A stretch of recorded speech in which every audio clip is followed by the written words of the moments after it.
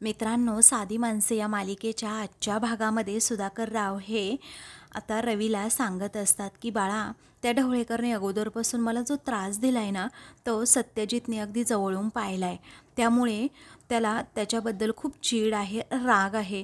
आणि मग तो तुला कधीही त्याच्या मुलीबरोबर असं बघितलं तरीही त्याच्या तळपायाची आग मस्तकात जाईल. आणि त्यामुळेच मी तुला सांगतोय बाळा, ही जी काही मैत्री आहे ना, ती तू तोडून टाक. तिला तू भेटू नकोस इथून पुढे. अरे, अगोदरच ही मैत्री जेवढ्यापुरती तेवढी ठेवली असती ना तर बरं झालं असतं. कारण मी 40 वर्षापासून त्या ढवळेकरला ओळखतोय. पेन्शन ऑफिसमध्ये झालेली त्याची ती हार अजूनही तो लक्षात ठेवून तसाच आहे. अरे, याच गोष्टीची मला सर्वात जास्त भीती वाटते की तो राग कुठेही काढू शकतो. बाळा, मला तुझी काळजी आहे. आत्तासुद्धा मगाशी तो मला भेटला होता आणि त्याने मला धमकी दिली.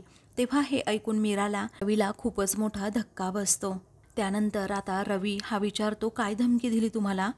मग आता लगेचच मला जे सांगायचं होतं ना त्याला मी ते सांगितलंय. कारण मी त्याला अगदी स्पष्टपणे सांगितलं की माझा मुलगा तुमच्या मुलीला इथून पुढे कधीही भेटणार नाही आणि तुमच्या मुलीलाही सांगा तेवढंच की कधीही माझ्या मुलाला भेटू नको म्हणून. मग आता रवीला काय करावं याच गोष्टीचं सर्वात जास्त टेन्शन येतं. त्यानंतर सत्या धावतच पुढे येतो आणि रागात विचारतो, काय रे रव्या, काय चाललंय हे सगळं? मग मीरा तो विषय टाळण्याचा प्रयत्न करते आणि म्हणते, अहो आलात का तुम्ही? थांबा हां, मी ना तुम्हाला आता चहा देते. बाबा, तुमच्यासाठी सुद्धा घेऊन येते हां चहा. धूमकेतू, थांब अगोदर तू इथे, कारण मी सगळं काही ऐकलंय असं सत्या म्हणतो. मग आता त्या मुलीला तू पुन्हा भेटायला गेला होतास का असं सत्या विचारतो. तेव्हा आता दादा, अरे ते मी असं म्हणून तो पुढे सांगत असतो. पण सत्याचा राग अनावर होतो. तो लगेचच रवीची कॉलर पकडत त्याला म्हणतो की तुझ्यामुळे माझ्या बापाची मान खाली गेलेली मला अजिबात चालणार नाही, समजलं? मग मीराज सत्याला शांत करत म्हणते, अहो ते काय सांगतायत ना, थोडं ऐकून तरी घ्या ना प्लीज. मग आता रवी म्हणतो, दादा अरे मी तिला भेटलो होतो हे खरं आहे, परंतु आमच्यातलं नातं जे काही होतं ना ते संपवण्यासाठी मी तिला भेटलो होतो. अरे दादा, आमच्यामध्ये खरंच तसं काही नाही आहे. मग आता सत्या म्हणतो, तसं असेल ना तर ठीक आहे मग, असं म्हणून तो कॉलर सोडतो. आणि पुन्हा जर तिच्यासोबत दिसला ना तर मी काय करेल ना सांगता येत नाही, त्यामुळे तिच्यापासून लांबच राहायचं, असं आता सत्या रवीला धमकी देत म्हणतो. तेव्हा रवी आता खूपच घाबरतो. त्यानंतर सत्या आता रवीला मिठी मारतो आणि म्हणतो, पुन्हा त्या पोरीला भेटू नकोस. रवी आता हो असं म्हणतो. आता त्यानंतर आता रवी लगेचच रेस्टॉरंटमध्ये जातो. तेथे गेल्यानंतर आता तो प्रियाला म्हणत असतो की जो ॲनिव्हर्सरी केक आहे ना त्यावर काही फ्लॉवर्स आहेत ना ते ॲड करायचे, मी आयत्या वेळी करेन, चालेल ना? मग आता ती हो असं म्हणते. इकडे रिया ही आता लगेचच रवीला फोन करते. रवी आता रागातच तिचा फोन कट करतो. तेव्हा रिया म्हणते, बापरे यांनी माझा फोन कट केला, असं म्हणून ती पुन्हा गाडी स्टार्ट करते आणि रवीकडे जायला निघते. इकडे आता कामाविषयीच रवी हा बोलत असतो. तेव्हा प्रिया म्हणते, आलंय माझ्या सगळं लक्षात. मग त्यानंतर तो थोडा मागे पाहतो तर रिया तेथे आलेली असते. मग आता तो प्रियालाच म्हणतो की रिया ऐक ना. मग प्रिया म्हणते, हो सर, माझं प्रिया नाव आहे. मग आता तो म्हणतो, हो तेच ते, पण माझ्याविषयी जर कोणी इथे विचारलं तर सांग की मी इथे नाही आहे म्हणून, चालेल ना? तेव्हा आता ती ठीक आहे असं म्हणते आणि लगेचच कामाला लागते. तेवढ्यातच रिया आता आतमध्ये तेथे येऊन रवीला शोधत असते. रिया आता लगेचच प्रियाकडे म्हणजे त्याच मुलीकडे जाते आणि विचारते, शेफ रवी आलेत का? मग आता रवी लांबूनच रियाकडे पाहत असतो. तेव्हा आता प्रिया म्हणते, नाही शेफ रवी आज सुट्टीवर आहेत, ते आले नाही. मग आता रिया म्हणते, हो का, नाही आले का, बरं ठीक आहे. असं जेव्हा रिया म्हणते ना तेवढ्यातच तिला आता रवीचा मोबाईल तेथेच टेबलवर ठेवलेला असतो. तेव्हा त्या मोबाईलकडे ती पाहतच राहते आणि म्हणते, हा रवीचाच फोन आहे. मग असं म्हणून ती लगेचच रवीच्या फोनवर कॉल करते. रवीच्या फोनची रिंग तेथेच वाजत राहते. तेव्हा आता रवीला समजतं फोन तर इथेच राहिला, हा शेफ रवींचा फोन आहे ना असं रिया विचारते. तेव्हा प्रिया म्हणते, हो त्यांचाच आहे. मग आता लगेचच रिया थोडं मोठ्याने बोलू लागते, कारण तिला माहीत असतं रवी इथेच आहे. म्हणून ती म्हणते की शेफ रवी आले ना त्यांना सांगा की जर तुम्हाला तुमचा फोन हवा असेल ना तर MG रोड नाही का, तेथे गार्डनमध्ये मी आहे, तेथे तुम्ही भेटा म्हणून आणि फोन घेऊन जा. तेव्हा प्रियासुद्धा हो असं म्हणते. तर रवीला आता खूप टेन्शन येतं. तर इकडे आता सत्या घरी येतो, तो खूप थकलेला असतो. मग आता मीरा तेवढ्यातच तेथे येते, त्याला पाणी देते. मग आता असं थकलेलं सत्याला पाहते आणि विचारते, आजही नाही काम मिळालं ना तुम्हाला? तेव्हा सत्य अगदी म्हणतो की नाही ना, काम नाही मिळालं आजसुद्धा. तेव्हा आता मीराला खूप वाईट वाटतं की एवढं वणवण भटकूनही यांना काम मिळालं नाही. आता ती म्हणते पण टेन्शन घेऊ नका, एक ना एक दिवस तुम्हाला नक्कीच काम मिळेल. तुम्ही अजिबात कोणत्याही गोष्टीचं असं टेन्शन घ्यायचं नाही, कारण तुम्ही सर्वात जास्त महत्त्वाचे आहात. तेव्हा सत्याला मीराचं हे बोलणं ऐकून जरा बरं वाटतं. मग त्यानंतर आता थांबा हां, मी तुम्हाला जेवायला वाढते असं मीरा म्हणते. तेवढ्यातच सुधाकर रावसुद्धा तेथे येतात. तेव्हा सुधाकर राव आले म्हणून मीरा म्हणते, बाबा मी तुम्हाला सुद्धा जेवायला वाढते हां. मग आता ते हो असं म्हणतात. सत्याला जोराचा ठसका येतो. सुधाकर राव म्हणतात, सावकाश बाळा. मग आता लगेचच सत्य विचारतो, बाप तुला बरं वाटतंय ना? सुधाकर राव म्हणतात, हो मला बरं वाटतंय बाळा आता. तर आता सत्या आणि सुधाकर राव हे जेवण करणारच असतात. सत्या आता पहिला घास घेतो आणि तोंडात टाकणार असतो. तेवढ्यातच निरूपा आता तेथे येते आणि लगेच सत्याचा हात जोरात पकडत म्हणते की थांब जरा. अरे आता तू फुकटचं गिळणार का इथे? अरे आता तू पैसे कमवत नाही ना, मग खातो कसला? असं म्हणून आता निरूपा रागातच त्याच्याकडे पाहते. तेव्हा आता लगेचच मीराला वाईट वाटतं आणि ती म्हणते की सासूबाई, भरल्या ताटावरनं तरी असं कुणाला उठवू नये किंवा असं बोलू नये भरल्या ताटावर असल्यावर. तेव्हा आता लगेचच निरूपा तिथे बसत मोठ्या तोऱ्यातच म्हणते, गप्पा बस ग, मी काही इथे धर्मशाळा नाही उघडली, कारण फुकट ते फुकटच. मग आता लगेचच मीरा विचारते, काय हो फुकट म्हणून तुम्ही त्यांचं अन्न काढायला लागलेत का? पण हे सगळं जेवण आहे ना, यांनी भरलेल्या सामानातनंच बनवलंय मी. असा दानादाण्याचा हिशोब काढायला मला आवडत नाही खरंच. आजपर्यंत ना हेच घर खर्च सांभाळत होते. असं म्हणून मीरा लगेच सत्याची आता बाजू घेते आणि निरूपाला सोंडावर पाडते. मग आता निरूपा म्हणते, आता जे झालं ते झालं, पण आता त्याच्या खिशामध्ये पैसे आहेत का? नाही ना, त्याच्याकडे पैसे नाही आहेत आता. म्हणजे आता जे गिळतोय ते फुकटच आहे, बरोबर ना? त्यानंतर आता लगेचच सुधाकर राव म्हणतात की निरूपा, अगं सत्यजितवर ना ही वेळ तुझ्यामुळे आली आहे हे तू विसरू नकोस हां, कारण त्याने सांगितलं नव्हतं तुला घर गहाण ठेव आणि 17 लाख रुपये कर्ज घे म्हणून? मग आता लगेचच निरूपा म्हणते, मी सांगितलं नव्हतं की त्याला गाडी विक म्हणून, त्यामुळे मी आत्ताच सांगते तुम्हाला, आजचंच बोलायचं आणि तेही आत्ताचच. अहो याला कामाची तरी कुठे सवय आहे? आरामात असं पाय पसरून बसायची याला तर सवय, आणि त्याच्यासाठी तर गाडी फुकली ना त्याने. अहो अगोदर सुद्धा नाही का कुठेही असा झोपायचा रस्त्यावर, त्या रस्त्यावरच्या पोरांबरोबर व्यसन करायची आणि कुठेही झोपायचं, धांगाडधिंगाणा घालायचा, एवढंच तर काम त्याला येत होतं. असं म्हणून ती सत्याचा सारखा सारखा आता अपमान करू लागते. तेव्हा सत्या जरा रागातच निरूपाकडे पाहतो. मग आता निरूपा म्हणते, बघतो काय रे तू माझ्याकडे? अरे याच्यात तर तुझं सगळं काही आयुष्य गेलं आहे आणि माझ्याकडे बघतोस का आता? मग आता सुधाकर राव हे डोक्यालाच हात लावतात, कारण निरूपा कधी कोणता विषय कधी उकरून काढेल ना हे त्यांना कळतच नसतं. मग आता त्यानंतर मीरा म्हणते, तुम्हीच बोलला ना हो आत्ता की आत्ताचं बोलायचं म्हणून, मग तुम्ही तरी कशाला उगीच जुन्या गोष्टी उकरून काढायला लागलात? म्हणून मीरासुद्धा आता निरूपाला लगेच तिची चूक दाखवून देते आणि म्हणते की यांनी यांच्या पायावर उभं राहायला किती काय काय केलंय ना हे मला माहीत आहे, आणि आपण सगळ्यांनी त्यांचे कष्टसुद्धा पाहिले आहेत. आणि मी तर म्हणते या जेवणाच्या टेबलवर कशाला उगीच हे असले विषय काढायचे, कारण बाबांना सुद्धा या गोष्टीचा त्रासच होतोय. तेव्हा आता लगेचच निरूपा रागात म्हणते की ए बाई, तू तर खूप शहाणी आहेस ग, कारण तुला यांची सहानुभूती कशी घ्यायची आहे ना हे तर बरोबर माहीत आहे. आता मी तुम्हाला सांगते, हिला आणि हिच्या नवऱ्याला ना आपल्यालाच पोसायला लागणार आहे, असं निरूपा सुधाकर रावांना म्हणते. तर आता सत्या हा निरूपाकडे अजूनही पाहतच राहतो, कारण ती अशा पद्धतीने बोलत असते ना जसं काय मी घरासाठी काही केलंच नाही.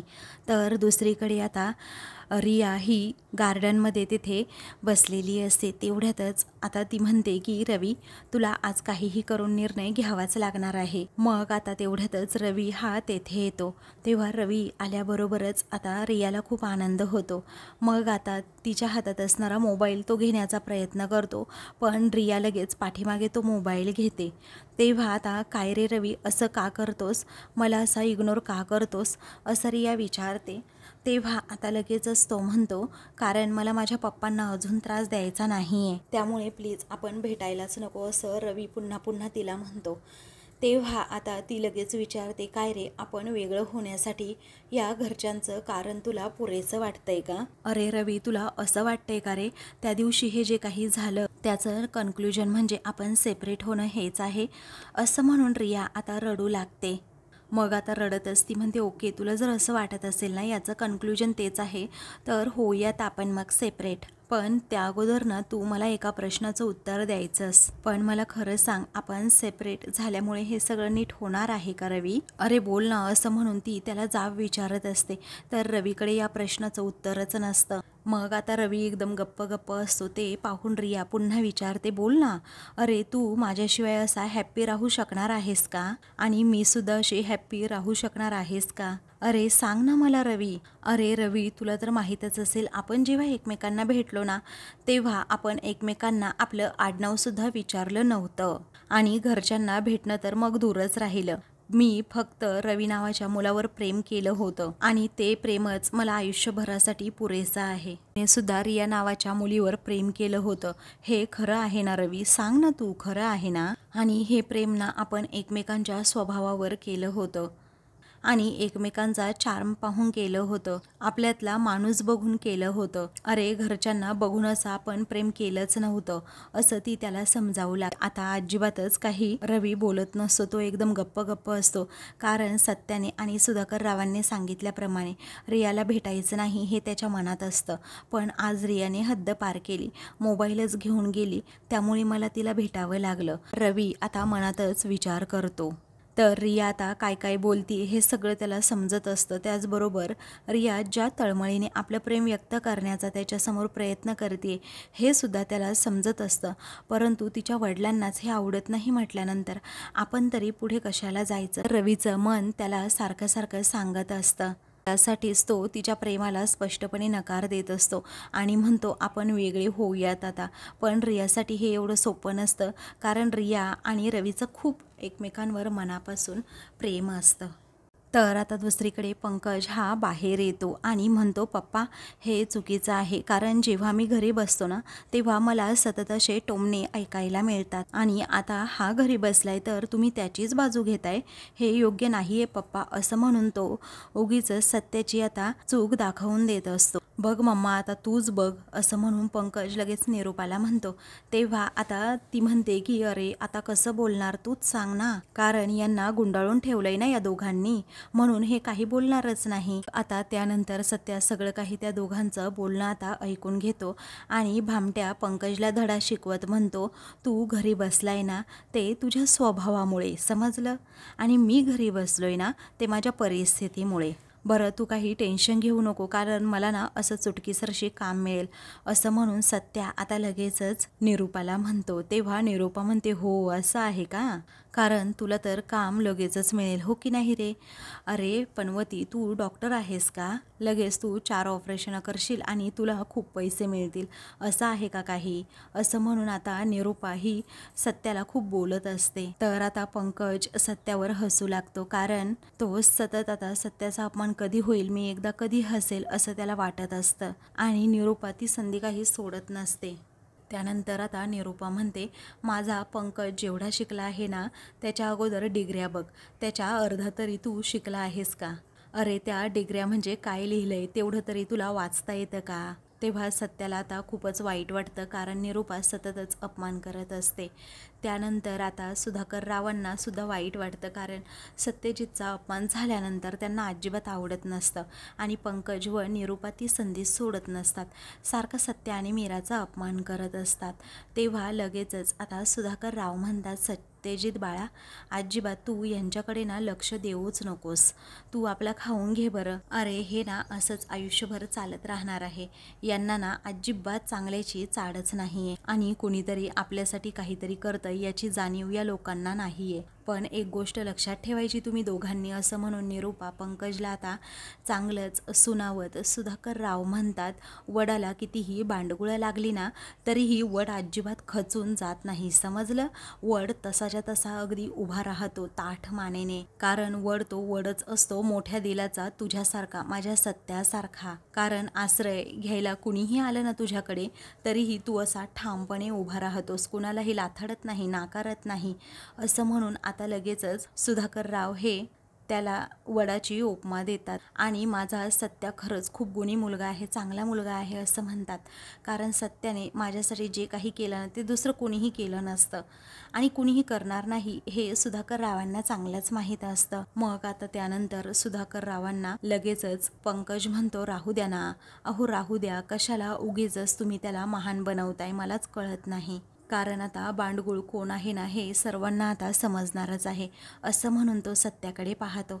तर सत्याला सुद्धा त्याच्या बोलण्याचा हा अर्थ समजत नाही. हे ना मी फेकलेल्या तुकड्यांवरच सत्या जगणार आहे असं म्हणून तो त्याच्याकडे पाहून आता हसतो. तेव्हा निरूपा सुद्धा आता हसत असते. तेव्हा सत्याला आता राग येतो आणि म्हणतो, ए तू बबड्या का डबड्या, कोण असशील ते, तोंड आवरायचं, हा एकदम तोंड आवरायचं, उगीच मी गप्पा आहे म्हणून वाटेल ते बोलायचं नाही, समजलं. असं म्हणून सत्या आता चिडतो. तेव्हा आता पंकज मोठ्या तोऱ्यातच सत्याकडे पाहत राहतो आणि मग विचारतो, काय, अरे काय चुकीचं बोललो मी, सांग ना आता काय चुकीचं बोललो. मग आता तेवढ्यातच सत्याला खोकला येतो म्हणून तो जरा गप्प राहतो, तो काहीच बोलत नाही. पंकज पुन्हा पुन्हा त्याला जाब विचारतो, अरे बोल ना, मी काय चुकीचं बोललो असं.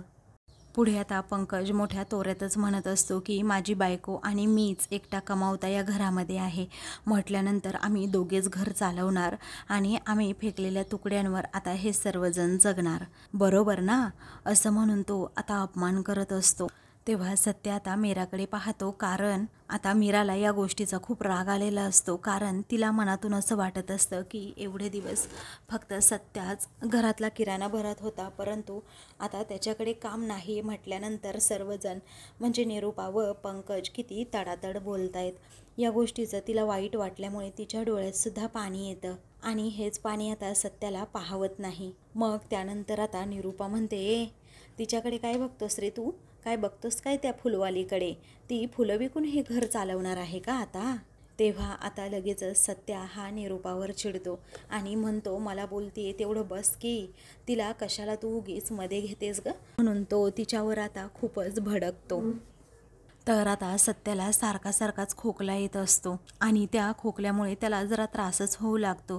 तेव्हा निरूपा आणि पंकज रागातच त्याच्याकडे पाहतात. नंतर जरा सत्याला बरं वाटतं तेव्हा तो आता निरूपाला विचारतो की एक मला सांग, घरातली कामं कोण करतं ग सगळी, तू करती का, तू करतेस का घरातली सगळी कामं की माझी बायको करते. मग आता निरूपा लगेचच रागात म्हणते, बाबा तिच्या नशिबाने तिला इथे जे काही मिळालंय ना ते खूप मोठं आहे, खूप मोठं, समजलं. कारण तिची लायकीच नाही आहे एवढी, असं म्हणून ती मीराची अगदी लायकीच काढते. तेव्हा आता लगेचच मीराला खूप वाईट वाटतं. त्यानंतर आता सुधाकरराव हे जोरातच ओरडतात आणि म्हणतात की अरे गप्प बसा, जरा गप्प बसा, किती बोलताय तुम्ही, आता हे घर जायची वेळ आली आहे, ते वाचवायचं बघा, नाहीतर रस्त्यावर राहायला जावं लागेल. आपण रस्त्यावर येऊ सगळे, तुम्हाला एवढंही कळत नाही का. असं म्हणून आता सुधाकरराव निरूपावर भडकतात. मग आता लगेचच सुधाकरराव हात जोडून सर्वांना म्हणतात, अरे बाबांनो, ही वेळ भांडायची नाही आहे, एकत्र येऊन आपलं घर वाचवण्याची वेळ आहे ही. मग आता सत्या म्हणतो, अरे बाप तू कुणाला बोलतोस, हे कुणाला समजवतोस, हे समजून नाही घेणार अरे कधी, यांना काय करायला जमतं फक्त की खड्डा खणता येतो. तेव्हा आता असं म्हणून तो निरूपाकडे खूपच रागामध्ये पाहतो. तेव्हा आता निरूपा ही लगेचच सत्याला विचारते, काय रे सारखा काय पाहतो माझ्याकडे रागाने, अरे मी चूक केली आहे ना, केली ना मी चूक, कुणासाठी केली आहे? माझ्या सुनेसाठी आणि मुलासाठी ना. माझा लेक आणि सून त्या कर्जाचे हप्ते फेडतील, तुम्ही अजिबात टेन्शन घेऊ नका, समजलं? असं म्हणून ती तोऱ्यातच आता सत्याकडे पाहते. तेव्हा सत्य आता एकदमच गप्प बसतो आणि त्यानंतर पंकजकडे पाहतो. आता हप्ते फेडायचे म्हटल्यानंतर पंकजचा चेहराच आता पडलेला असतो, कारण तो कुठे कामालाच नसतो तर हप्ते कसा फेडणार, त्यामुळेच त्याला त्याचं टेन्शन आलेलं असतं. मीरा आता लगेच सत्याकडे पाहत राहते, कारण तिला माहीत असतं दोघांनाही की हा पंकज काही खर्च करणारा नाहीये. तर आता मित्रांनो, पुढील भागामध्ये सत्या त्याच्या मित्रांना कामासाठी पुन्हा एकदा भेटतो. तेव्हा आता त्या मित्राचा मित्र आता तेथे येतो.